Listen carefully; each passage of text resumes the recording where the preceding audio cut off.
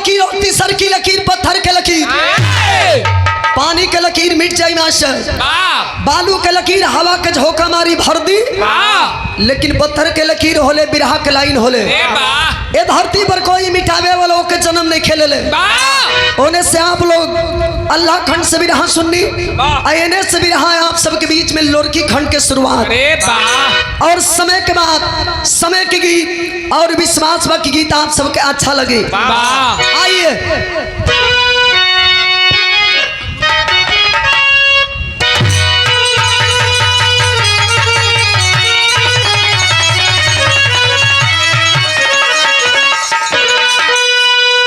कवि जी उन वीरों के लिए भूमिका में भाव लिखते हैं जिनका नाम आज भी बड़ा गर्व से हम लेते हैं।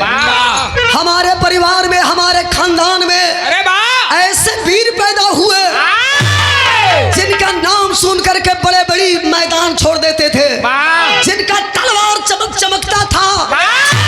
बड़े बड़े वीर खाली नमवा सुने खड़े खड़ी पेशाब कर दे। उस वीर की कथा में गाने जा रही हूं। आदेश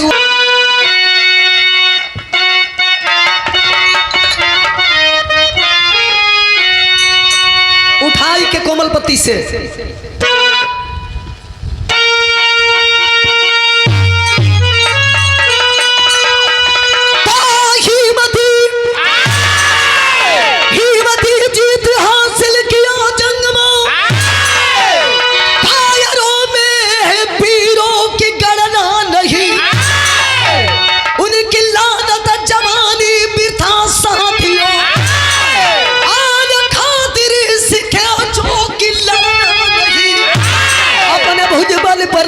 लड़े शान से जिनके देगा ऊपर दुर्गा रानी रही।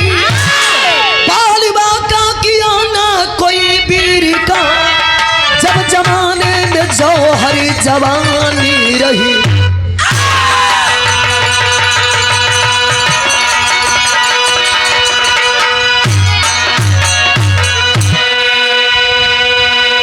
बिरहा में बड़ा सुंदर कवि जी हमरे गजल के अंदाज लिखल बहादुर।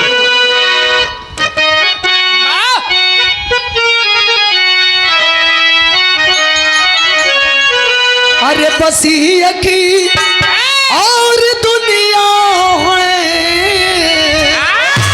बसी की और दुनिया है इसी संसार के नीचे।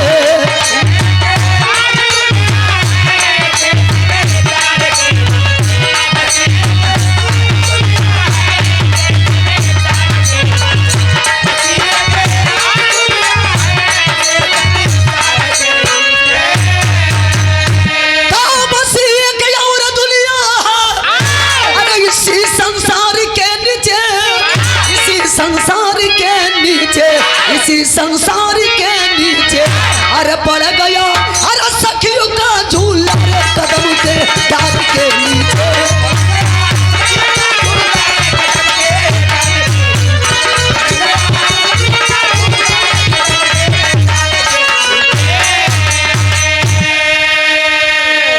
मास्टर साहब गजल से बढ़िया कवि जी हमारे बिरहा के फर्ज लिखलन। पराजिती हो नहीं सकता, पराजिती हो नहीं सकता, सत्य परेशान होता है।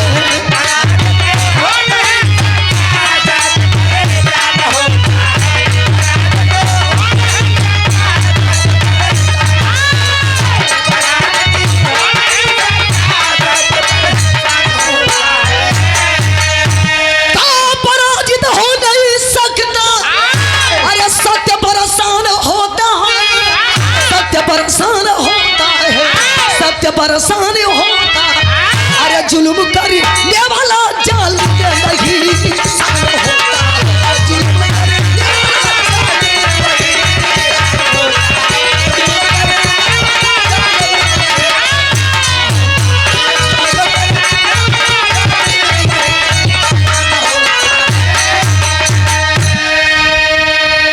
पराजित हो नहीं सकता, सत्य परेशान होता है।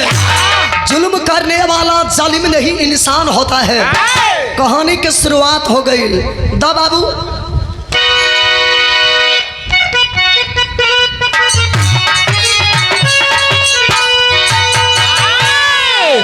अरे मौला की तो भूपा का बेटा डाली पर हुआ सयाना माता मधेश्वरी बोली दक्षिण दिशा ना जाना दक्षिण जिरहुल में पहुंचा मधु की हर हरी माता से भेदों को पूछा बताने लगी मतारी एक बार ये गोरी अंदर आई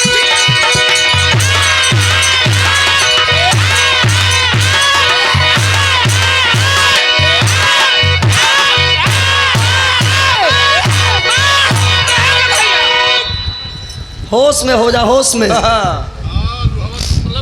बिरहा जस जस पड़ी तस तस चढ़ी अगोरी के रहे वाला मौलागित राजा के दुल्हन के नाम मातेश्वरी। मातेश्वरी का एक बेटा है जिस बेटे का नाम बड़ा प्यार से रखी है दलीपन। धीरे धीरे वह दलीपना जब जवान हुआ, साला जवानी ऐसा चीज होले मास्टर कुर्ता में बाहिए ना संभाले। फारत जले हो बाबू, फारत जले चरी गोड़ावा बना जाई लेकिन दू गोड़ावा ना बढ़ाई। जब जवानी चढ़ल बत एकदम दे ऐठत चले। अरे आवाज दे चले हो ऐसे ही ऐठत चले। मोछी पर ताव हो ऐसे मेरे चिंता बाबू के जब जवानी चढ़ रहा। अरे भैया इनके जवानी के हिसाबे ना रहो तब का भूसौला घर में खाली दौड़त रह। इनकर जवानी चढ़ रहा तो कैसे आवाज दे कमलेश। अरे भैया वो गैया भैंसिया खातिर ना चोकर आदमी कर छो वो तरह कच्ची करे। इनकर जवानी चरचरात चढ़ रहा। हाई देखी आखिर मौलागित राजा के बेटा जब दलीपन जवान हुआ, माँ समझा रही है कि बेटा अब तो जवान हो चुके हो। एक रूल बताना चाहती हूँ। एक जमाना था तेरे पिता का नाम का डंका बजता था। वो जमाना में मौलागित राजा कोई साधारण राजा नहीं था, अत्याचारी राजा था, अन्यायी राजा था। जौन भी मेहरारू के गवना होके पहले की रात वही मौलागित राजा के घरे डोला जाए।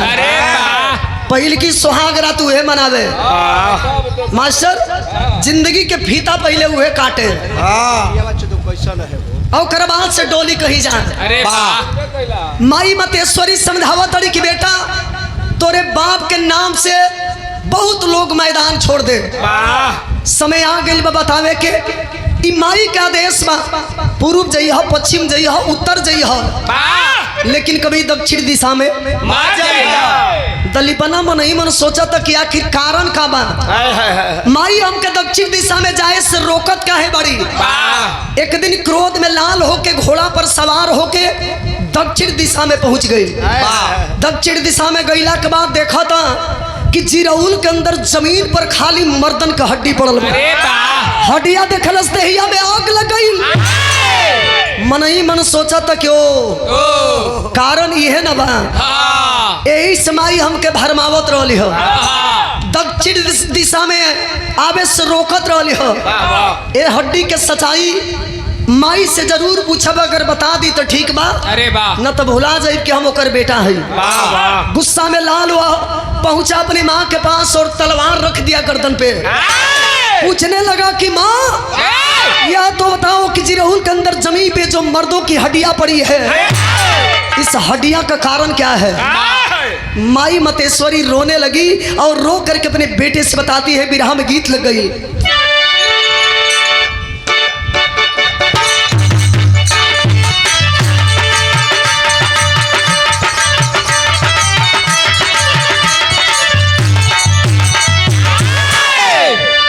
बिरहा में गीत तो ऐसा लग गई। कैसन हो नेताजी के हम बहुत मानीला। माने लू अब बिरहा में हमारे कवि जी बिरहा के लगा गीत लिख दिल। नेताजी के कितना माने लू। नेताजी के बहुत पहले से सम्मान दिला। वाह वाह भैया सामान दो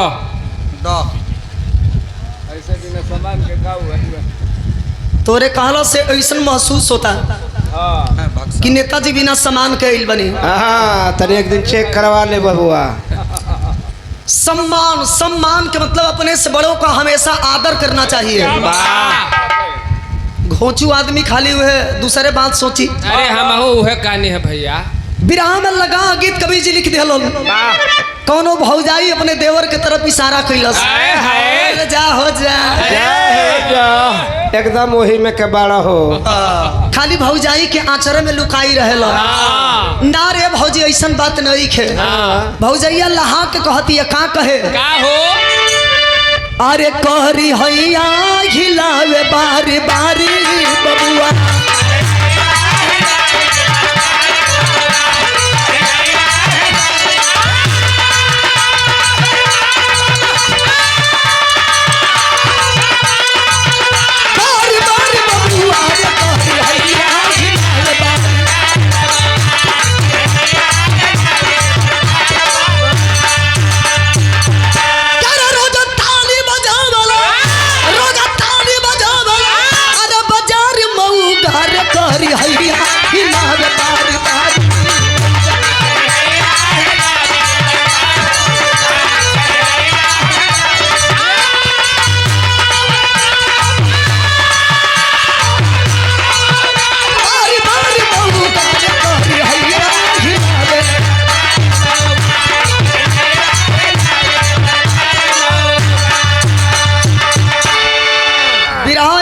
शॉर्टकट में चली लेकिन लाइन बाय लाइन आप लोग को समझ में आ जाई।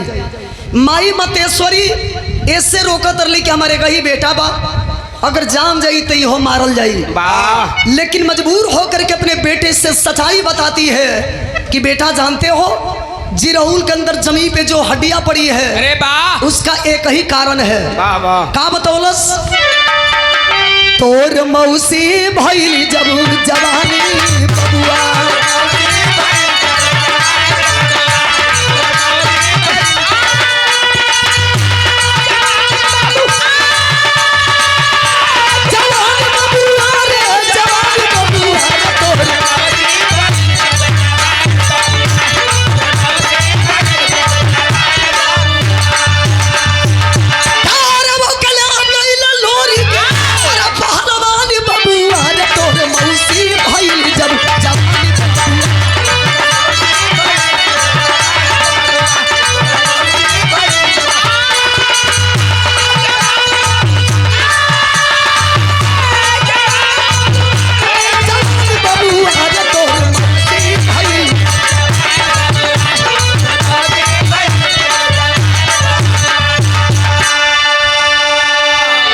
ऐसे ना बताओ तो नहीं कि काम गड़बड़ हो जाइए। जाना तड़ो ई बात तो समय के बाद जौना घरी तोहर मौसी मजरी के जन्म भइल। ए दुनिया में तोहर मौसी जब जन्म लिहलस तब मजरी कोनो साधारण मेहरारू ना रहल। मजरी के पैदा होते 1.25 मन सोना बरिस रहल। तोर मौसी इतना सुंदर रहल। अरे कितना हो इतना सुंदर कितना साला आंख बुझा तक आम के फारी ओट के तरनी चाउर गर्दन सुराही दाम। अरे वाह पेटवा हो पेटवा तो पुरैन के पतई ऐसा लागे को पानी ना ठहरे करी। हाँ ई साला एक के मुठा के अरे वाह और नीचे हो नीचे से तो के का मतलब बा हमार कहे के मतलब कि ओकर जगहवा के दली के खामहा लगे। हाँ एकर बाबू फिट रहल मर गेलो वही जगह या पहियो करत बा नापत मर गइल तेहू के समझा दो न तो टेई बोल दी बबुआ बे हम बहुत जन के नापो। अब का तू न पबे तो आंख मुदाए लग। माई मतेश्वरी समझावत अड़ी कि जब तोर मौसी है दुनिया में जन्म लिहलोस इतना सुंदर रहल कि सुंदरता के चर्चा सुन के तोरे बाप से बर्दाश्त ना भई। सौरिये में घुस गइलन अजाई के तोरे मौसी के कलाई में धागा बांध दिया। अरे वाह वो कहे खती ऐसे कि जब छोट बिया तो इतनी सुंदर बिया ई लड़की जब जवान हुई साला कितना सुंदर हुई। राय से मान जाई तो ठीक हो न तो एक जबरी राखो। अरे वाह धीरे धीरे समय बीते लगल मौसी तोर मजरी जब जवान भइल तो ओकरे जवानी के बड़ा चर्चा रहल।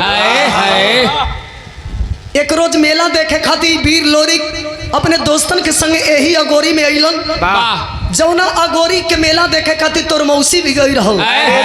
वीर लोरिक में और मजरी में नैन जब चार भइल, उठाई के हाथ से तलवार और वीर लोरी के ही अंगूठा के काट के ले जाके अरे वाह रे मजरी वाह। तोरा कहा मजरी लागिला?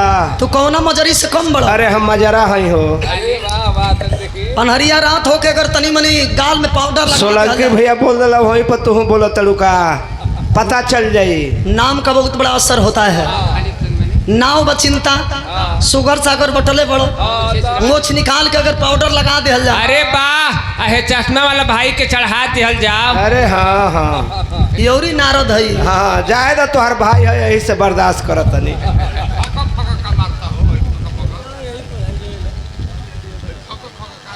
कैसे लाल कैसे? अरे मजरी के हुस्न के दीवाना तोरे बापू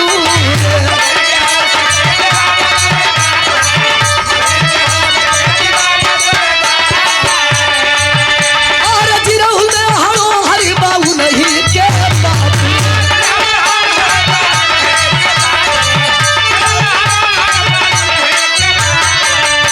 अरे उनके ले गईला लोरी, उनके ले गईला लोरी पहलवानी बाबू। अरे तोर मौसी भाई जब जब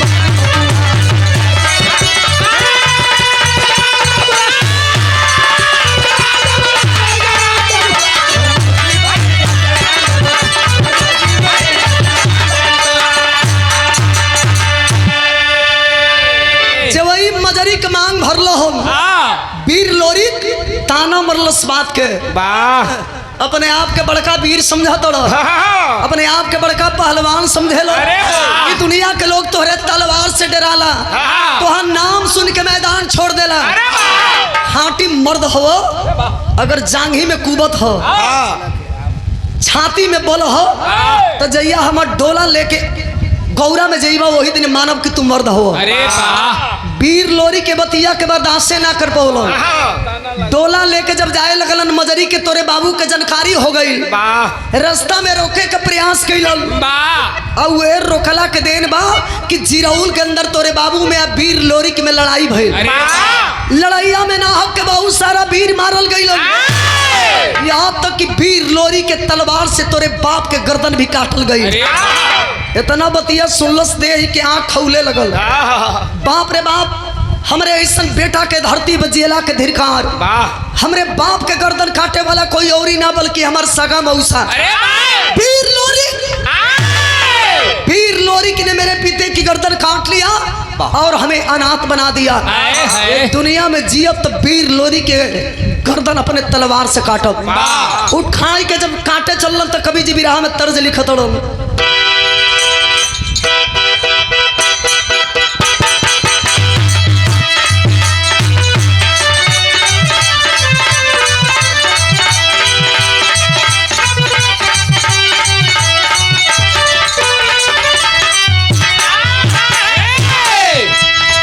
यहो गीत बड़ा चर्चा में रहल मास्टर। गली गली एक गीत के लइका कुल गावे। गोरी राती का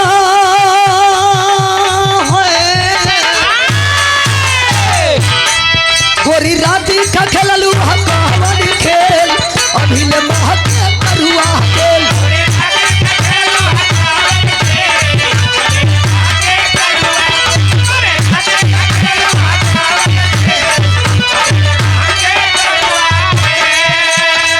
गोरी आपन जवानी तू कहलू से,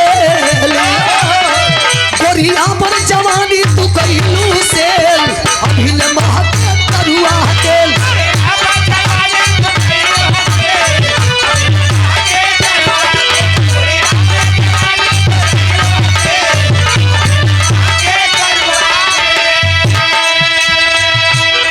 उठाई के तलवार जब वीर लोरी के गर्दन काटे खातिर चलल दलीपना माई समझावा तड़ी के बेटा वीर लोरी को मारना इतना आसान नहीं है।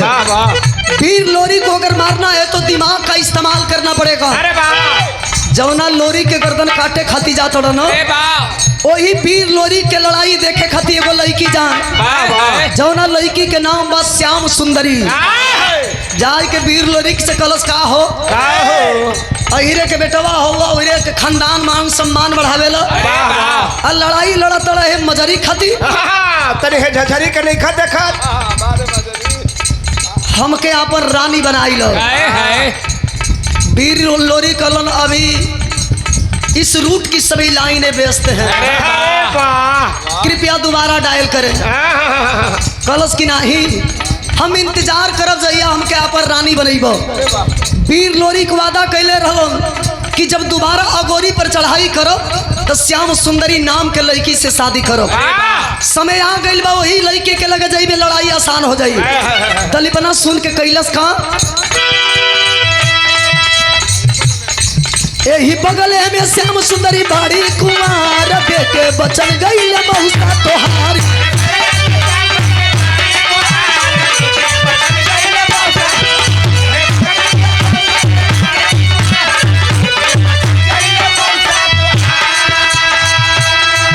अरे खत्री परिवार पर छा गई खतरा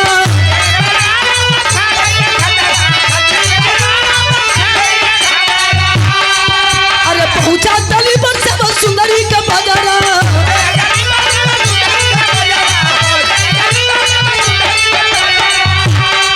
कहे लोरी के जल्दी बोला यही बाहर के बचन गई ममता तोहार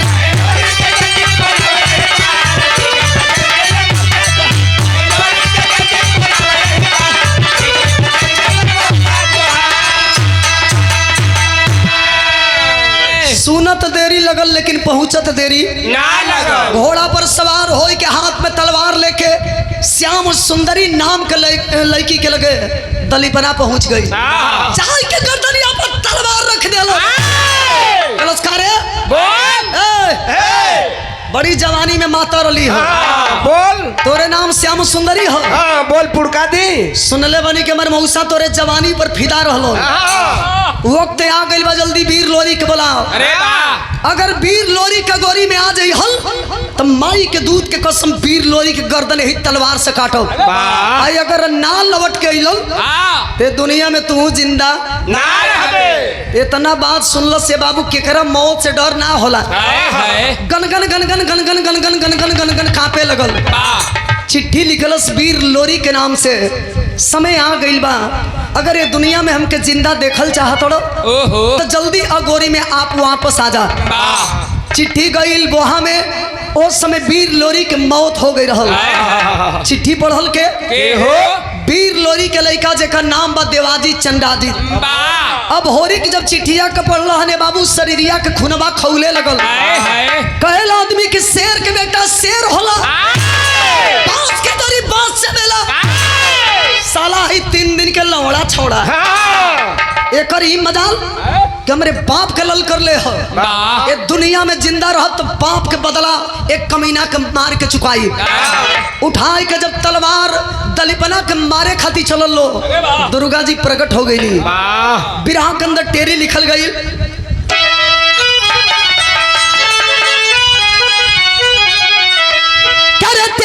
से तेगा बाजी जंग में तेगा से तेगा बाजी जंग में बचेगा नहीं दोबारा या कर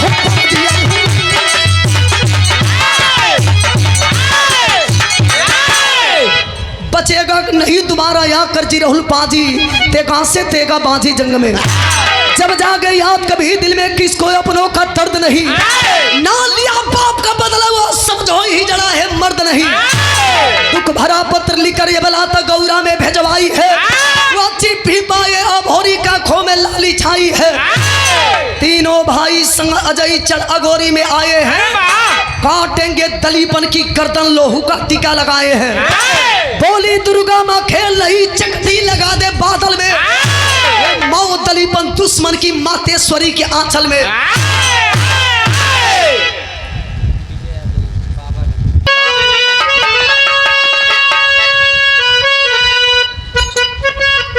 बिरहा में वह तर्जमा कौनो ननदी हाल साल के ससुरा से लौट के आई रहल रो के बने भौजाई से कहलस का कहे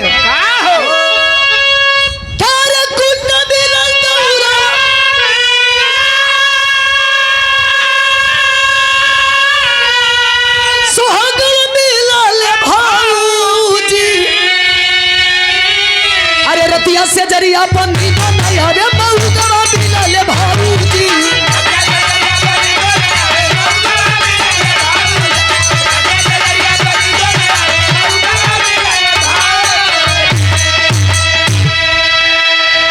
नेताजी दुल्हन लमहर होके हमारे ऐसा तनी ठीक ठाक होके अरे वाह आ दुल्हन के दुल्हा अगर चवन्नी दब मिल जाए वाह चवन्नी तब माने नस के तनी कमजोर अच्छा अच्छा साला जिंदगी कैसे गुजर होई ना गुजर हो भैया एगो तो नस दब बा दूसरे में एकदम छोटा है वाह ज्यादा सीढ़ी लगा के काम कर ले ही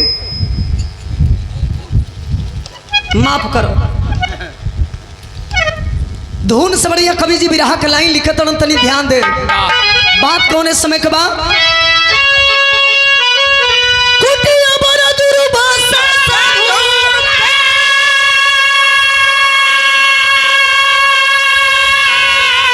अरे नगरिया जाने ये पीरा अरे उन्हीं के शिष्या मत शरीर रानी चवरिया जाने ये पीरा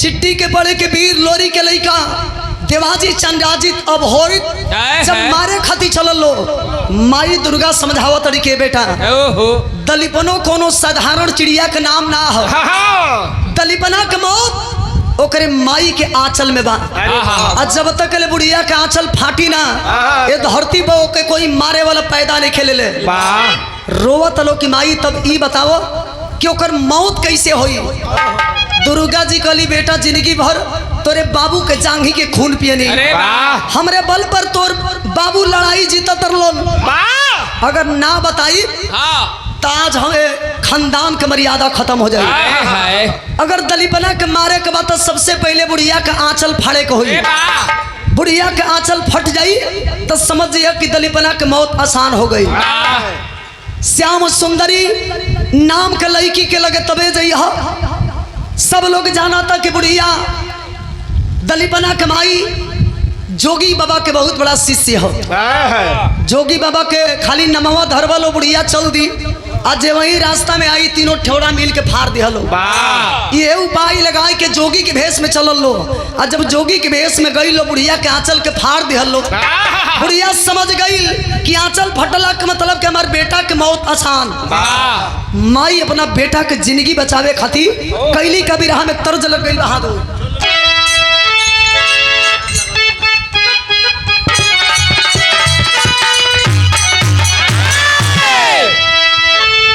तो के रोज समझाई ला कि मीरा के चढ़े उतरे वाली आदत नहीं खे के समझावे लू यही तोरे मास्टर के हाँ तो का करबू हितवा के जान लेबू का रोज समझावे नहीं कि चढ़े उतरे वाली आदत नहीं खे पहला नंबर तो मीरा जल्दी चढ़ेली तो उतरे का आदत नहीं खे तब बिचवा में अर्थिंगवा के तोड़ देबी अर्थिंग पाई न चढ़ी है न तका खाली इशारा पाई के टप ते चढ़ गए नहीं वक्त बटोरा दे हैं ऐसा मत चढ़ जाए कि चढ़ले वही भभरेशन फैले लगवे दांत चियार देबे चढ़ेला उतरेला आदमी तबे मजा आवेला स्वर्गीय रामदेव गुरु जी के जमाना के तर्ज लिखल गई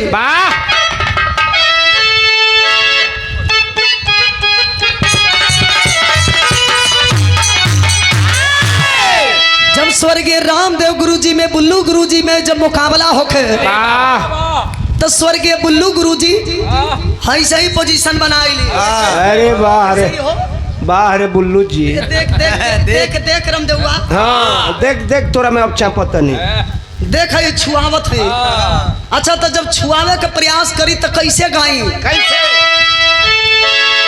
अरे बाबा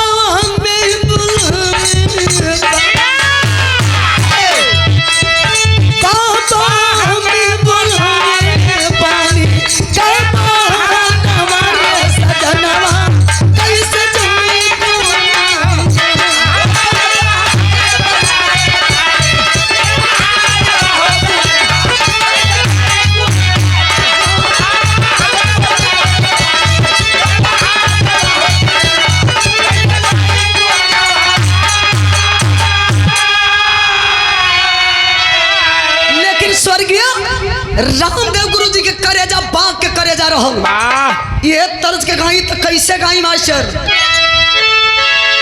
अरे बारी उमर कमर लचकनिया अरे बारी उमर कमर लचकनिया गोरी खींचे निहुर के पनिया गोरी के झूला झूलनिया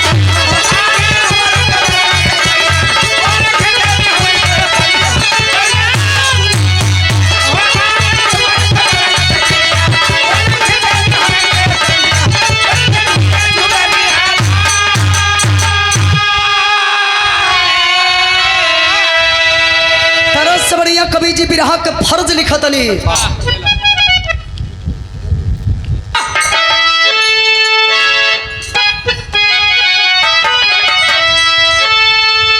कवि जी भाव लिखतनी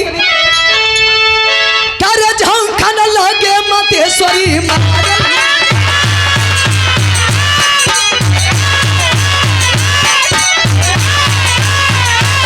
अरे झंखन लगी मतेश्वरी मारल झंखन लगी मतेश्वरी मारल कई दिनावती मोहब्बतिया हमारा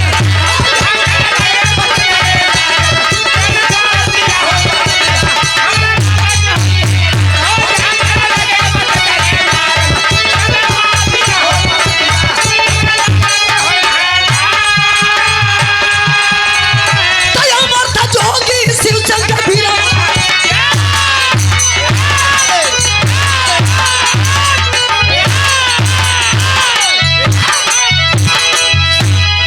माता जोगी शिव शंकर भीरवा कहली उना से जाके रखल लाज लगर के भीरवा तबला छाला हो जवाना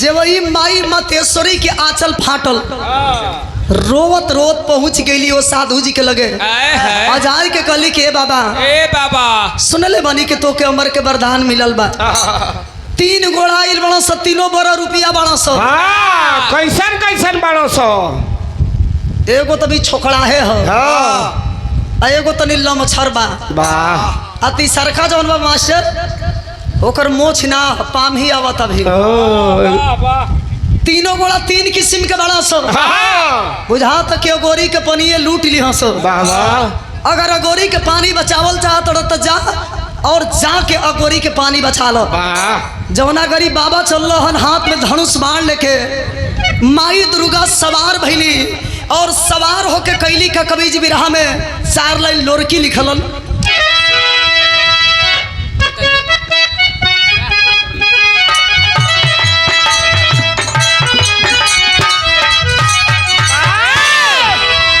पहले के जमाना में हमारे दादा चाचा लोग कैसे लोरकी गाई कैसे हो दोनों कान में अंगूरी लगा के हाय हाय हाय ए हाँ अरे उड़ के चली भैली दुर्गा दौड़ के चली भैली दुर्गा बहिनिया हो बरा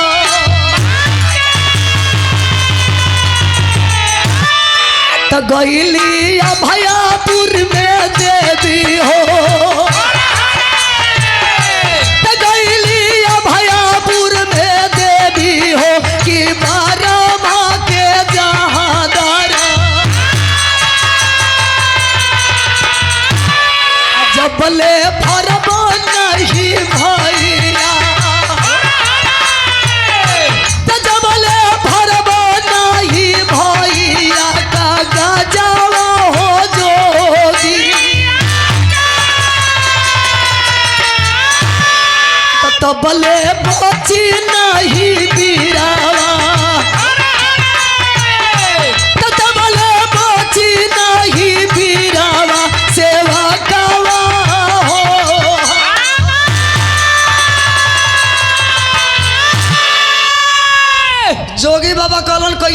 सरे खाली पर्चे बता दे देख रेल के मुहाई वाह आसमान में छिपे होंगे तभी खोज करके मारूंगा जमीन के अंदर गड़े होंगे तभी मारूंगा बगल छिपे होंगे तभी मारूंगा बगल छिपे होंगे तभी मारूंगा बीच में छिपे होंगे तभी मारूंगा।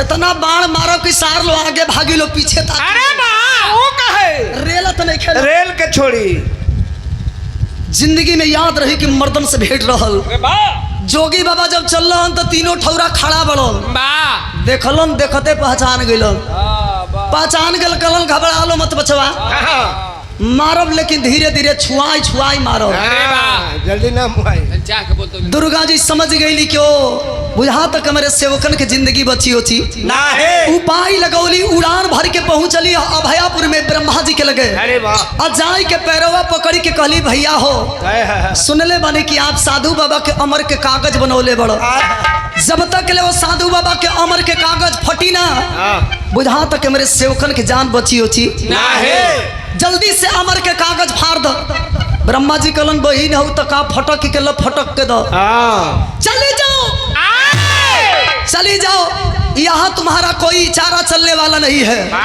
कहली कि बस भाई बहन के रिश्ता के बचाई लो तुम्हार बहन बड़ा उम्मीद लेके तोरे 5 साल भी जब तक ले ओ बाबा के अमर के कागज ना फरब तोरे बहिनी की इज्जत बची होची अच्छा तो दुर्गा जी के बात सुन के ब्रह्मा जी अमर के कागज फाड़ दिलो दुर्गा जी खुश भइली लड़ाई के मैदान में पहुंचली अब पहुंच के अब होरी के इशारा कैली के बेटा अब का देरी कैले बड़े जैसे अगोरी पर तोर बाबू चढ़ाई कैले रहलन अमर करना हाथी और निर्मल के मार के लड़ाई विजय प्राप्त कैले रहलन उठा ले तलवार जेकरे ऊपर खाली तलवारवा सटई बे हचा हचा गर्दनिया गिरे लगी कवि जी अल्लाह लिखत हन बहादुर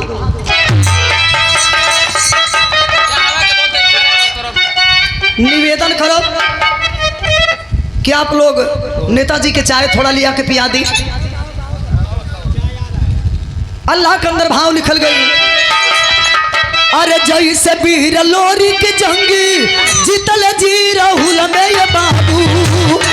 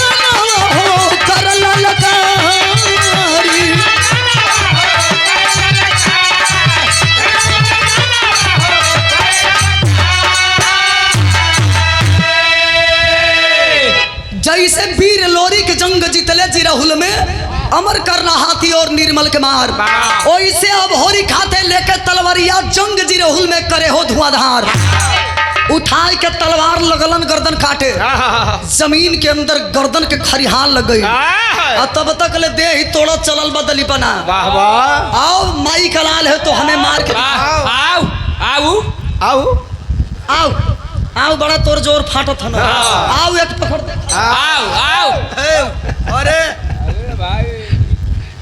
आज देख ले जल जोर कतनी है समझ में आ जाए बड़ बड़ लोग बहाइल जाले बटुली पूछे कितना पानी बड़ा रल गइलन दलीपनो चलल बदे है तोड़त वाह खींच के तलवार मरला हम जब गर्दन पर गर्दनिया कट के जमीनिया पर गिर गई रोवा तड़ी माई एक ही बेटा रहल बात मान गई रही आज हमार बेटा ये दुनिया में जिंदा बचा रही समझावा तड़न अब होरी की माई तोहर बेटा कोनो समाज से भी ना रहल तोहर बेटा अन्यायी रहल आ अन्यायी जब मरेला तो रोवल ना जाला वाह अन्यायी के मोला पर अफसोस ना कइल जाला अरे वाह बेटा के अंतिम विदाई करे के बाद ते गज कफन ओढ़ाई के अंतिम विदाई कर दो आए अपने बहिनी के बेटा के छाती से लगा लो विरह के आखिरी भाव 200 रुपया दे के स्वागत के लिए बनी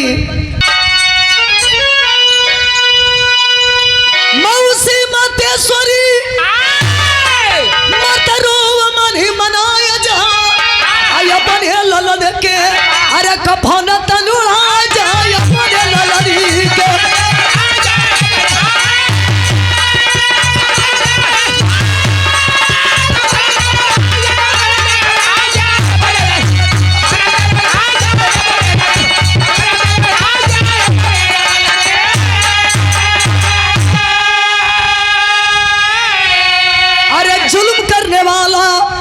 नहीं पाता क्षमादान हो सच्चाई निशान के सहायक भगवान पेट जाने मौसी हमके गरवा लगाए अरे अपन हे ललन के कफन तनुड़ा जाए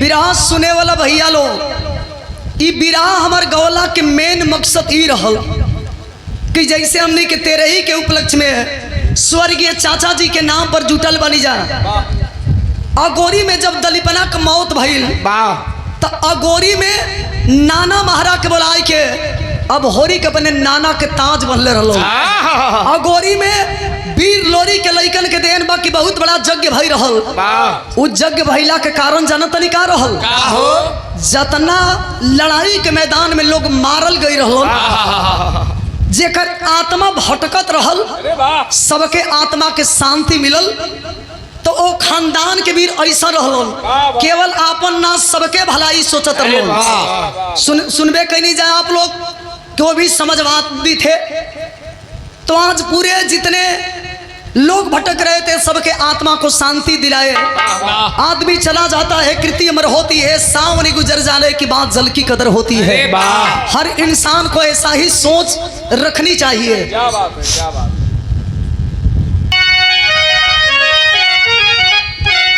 गुरु बिहारी गुरु गणेश